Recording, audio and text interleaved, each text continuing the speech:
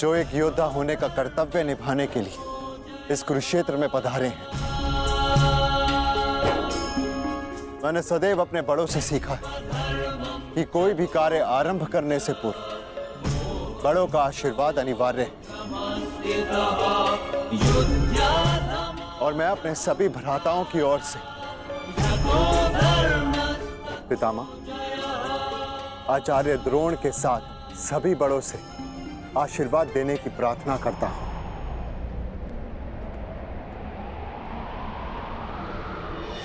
आयुष्मान भव।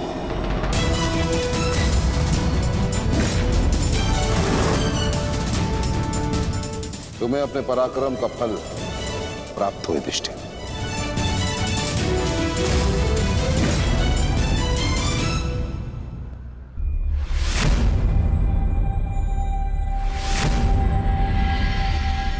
एक और पितामह है जिन्होंने मुझे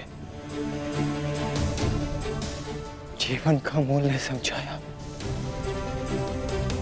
और दूसरी ओर गुरु द्रोण जिनकी दी हुई शिक्षा ने अर्जुन से धनंजय बनाया।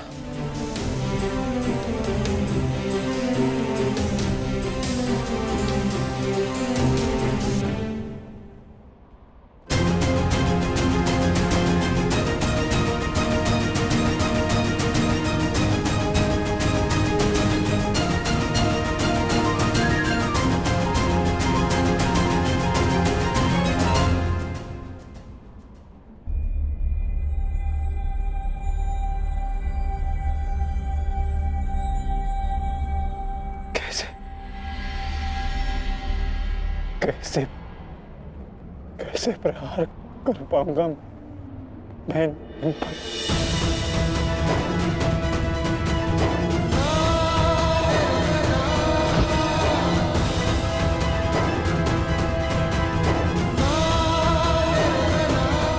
कैसे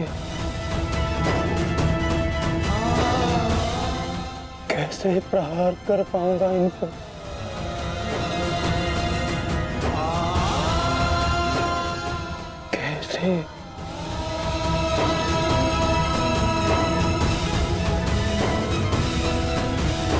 क्या हुआ पार्थ?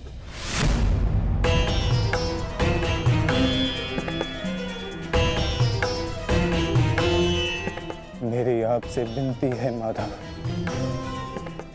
मेरे रथ को दोनों सेनाओं के मध्य में ले चलिए।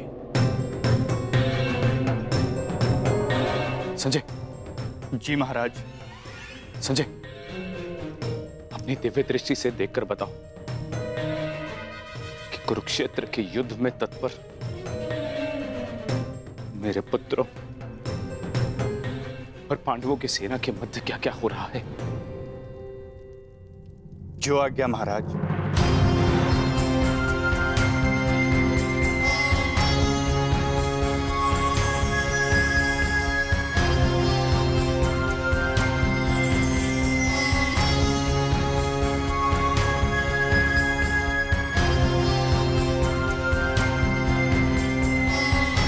गांडीवधारी राजकुमार अर्जुन के सारथी बने वासुदेव श्री कृष्ण से राजकुमार अर्जुन रथ को दोनों सेनाओं के मध्य में ले जाने की आग्रह कर रहे हैं महाराज।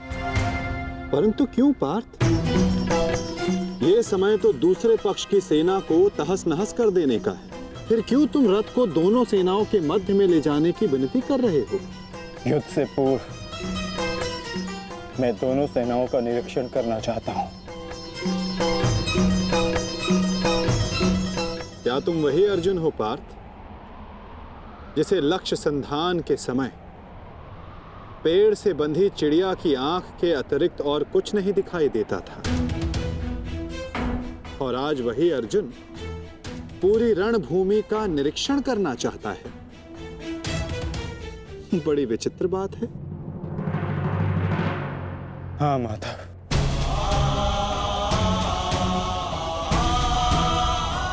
वो चिड़िया काष्ठ की बनी थी,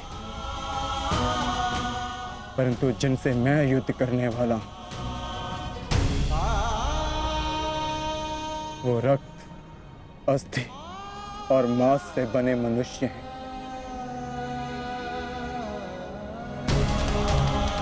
जिनमें प्राण है और सबसे बड़ी बात, उनमें मेरे संबंध बसे हैं। युद्ध आरंभ होने से पूर्व मैं ये देख लेना चाहता हूं कि किसके वध से धर्म की स्थापना होगी और किसकी मृत्यु से मन में अधर्म का अनुभव होगा। और इस युद्ध के पश्चात मैं क्या पाने वाला हूं और क्या खोने वाला हूं।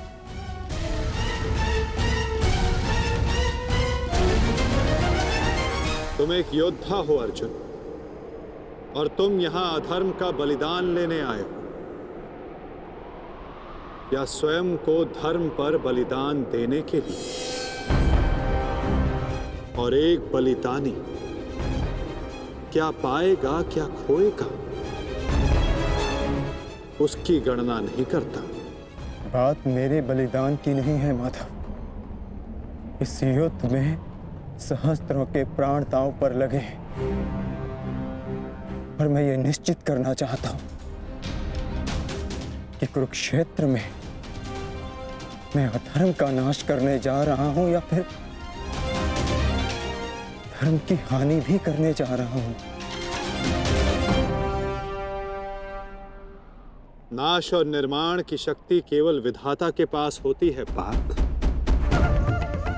मनुष्य विनाश या विध्वंस नहीं करता। मनुष्य तो केवल ईश्वर का निमित्त मात्र होता है। निमित्त होकर यदि वो विनाश और विध्वंस का उत्तरदायित्व स्वयं पर ले, तो उससे केवल अहंकार का जन्म होता है पार्थ, जो ये मानता है कि वो कुछ नहीं कर रहा, उसी के हाथों महान कार्य संपन्न होते हैं।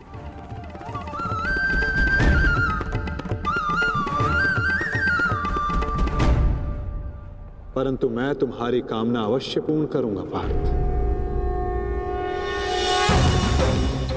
क्योंकि बलिदान भी एक प्रकार का दान होता है, और जिस दान को देने से पूर्व हाथ कांपे, वो दान फलदायी नहीं होता।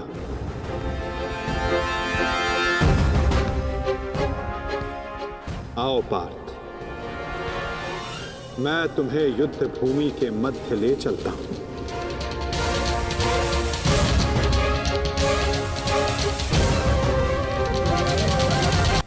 आओ पार्थ,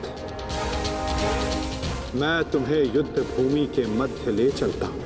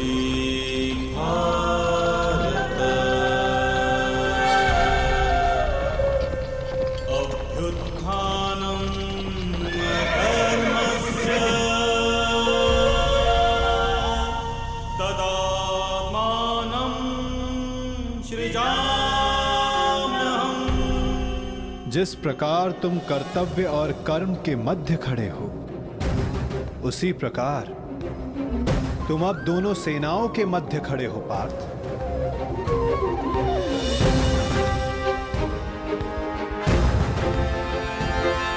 करो, क्या निरीक्षण करना चाहते हो?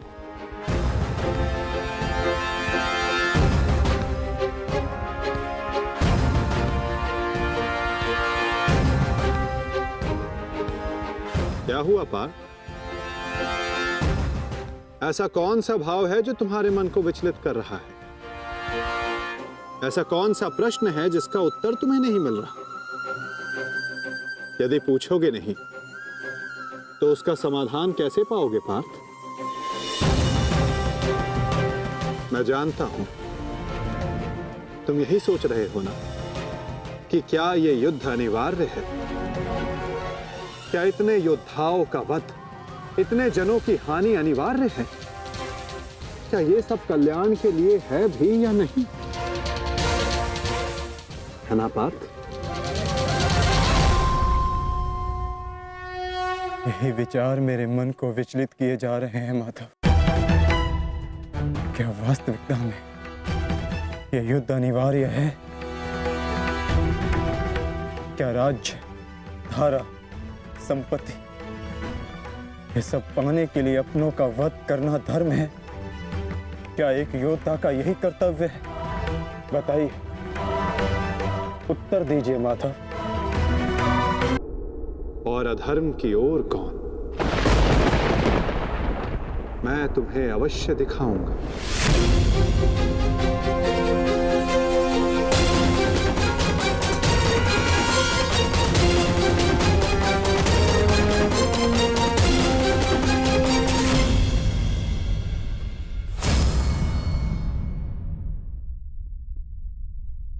ये है वो हस्तिनापुर युवराज दुर्योधन जिसे रक्त रंजित करने की कल्पना मात्र से तुम्हारा मन डोल रहा है पार्थ। ये वही युवराज दुर्योधन है जिसकी कुदृष्टि सदा तुम्हारे परिवार पर डोलती आई है पार्थ। स्मरण है पार्थ? ये वही है जिसने पांचाली को भरी सभा में वैश्या सिद्ध करके अपनी जंघा पर बैठने का निमंत्रण दिया था। ओ दासी द्रौपदी, आकर मेरी जंघा में बैठो। कैसे पवित्र याज्ञसेनी को भरी सभा में इसने मलिन करने का प्रयास किया था। वस्त्र हरण करो इस दासी द्रौपदी का। और ये तुम्हारे मातुल्य गांधार राज शकुनी, इन्होंने जब शकुन मनाया केवल तुम्हारे परिवार के अनिष्ट का शकुन मनाया पार्थ। तुम इन्हें मातुल्य कहते हो।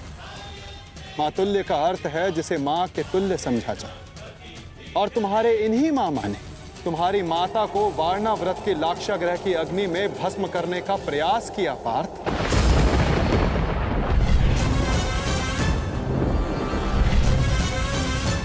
और वो जो ऊंची दृष्टि करके खड़ा मध्यांध दुशासन, स्मरण करो पार्थ, कैसे वो द्रौपदी को उसके केशों से खींचकर भरी सभा में लाया था।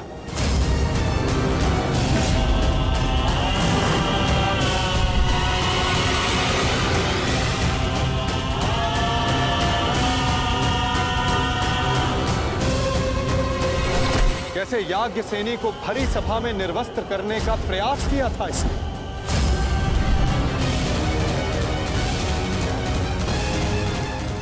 क्या तुम ये सब भूल रहे हो पार्थ? ये है महामहिम भीष्म, द्रोणाचार्य, अश्वत्थामा। जब ये अधर्म हो रहा था तो ये सब मौन रहे। ये वो अत्याचार, वो अधर्म मौन रहकर देखते रहे।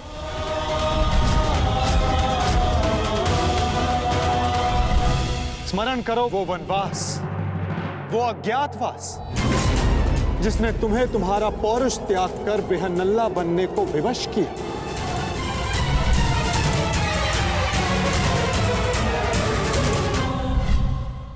स्मरण करो उन प्रतिज्ञाओं को जो तुम पांचों ने वनवास जाते समय ली थी। 13 वर्ष पश्चात हम फिर लौटेंगे और इस बार आज्ञा नहीं, हम अपना अधिकार लेंगे। मैं प्रतिज्ञा लेता हूं कि पांचाली के अपमान पर अट्टहास करने वाले इन 100 कौरों को मैं अपने इन हाथों से यमलोक भेज दूंगा। ये मत समझना कि वन में हम विश्राम करेंगे दुर्योधन। हर पल प्रतिशोध की अग्नि में जलेंगे और जब लौटेंगे तो इतने बाण बरसेंगे, अंधकार छा जाएगा हस्तिनापुर के भविष्य पर, महायुद्ध होगा।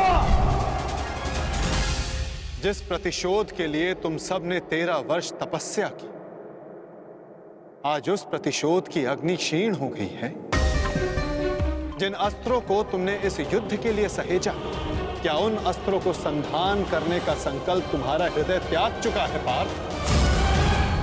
क्या अब तुम्हें यह युद्ध अनिवार्य प्रतीत नहीं होता पार्थ?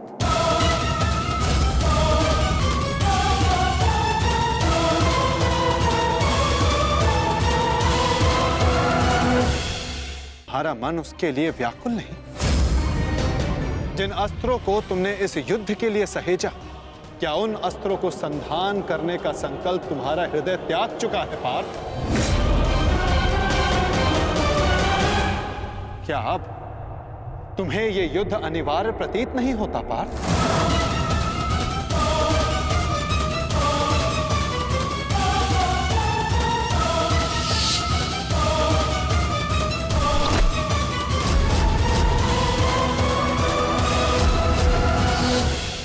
हाँ माता,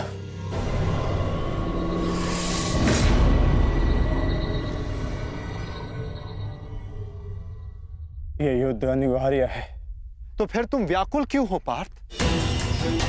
कहीं तुम्हें यह स्मरण तो नहीं हुआ है कि कैसे महामहिम भीष्म ने तुम्हें प्रेम दिया, तुम सबको संरक्षणा दी, वन से वापस बुलाकर तुम्हें तुम्हारा अधिकार दिया, कि कैसे आचार्य द्रोण ने तुम्हें सर्वश्रेष्ठ धनुधर बनाने के लिए एकलव्य को, कर्ण को धनुधर की विद्या से वंचित रखा और पाप का भार अपने सर पर लिया। तो क्या यह असत्य है माधव? क्या उन्होंने ये सब नहीं किया? क्या उनका वध करना धर्म है? मेरे पक्ष का क्या? वहां के निर्दोष भी इस युद्ध में मारे जाएंगे। ये नाश क्यों? तुम्हारा कार्य युद्ध करना है पार्थ, धर्म अधर्म की तुलना करना नहीं।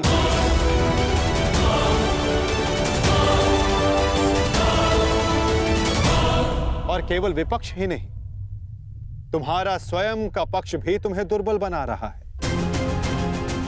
वहां भी सर्वत्र धर्म नहीं है पार्थ।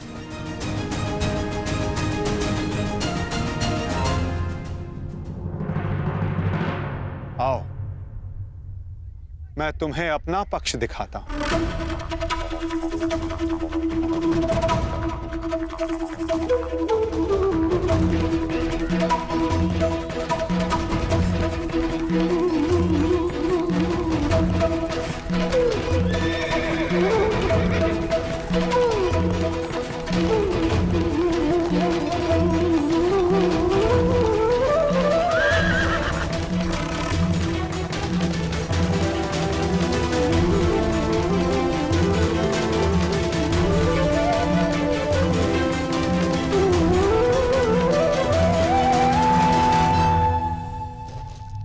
देखो अपने भ्राता युधिष्ठिर को, भ्राता भीम को, नकुल सहदेव को, अपने भतीजों को, अपने पुत्रों को।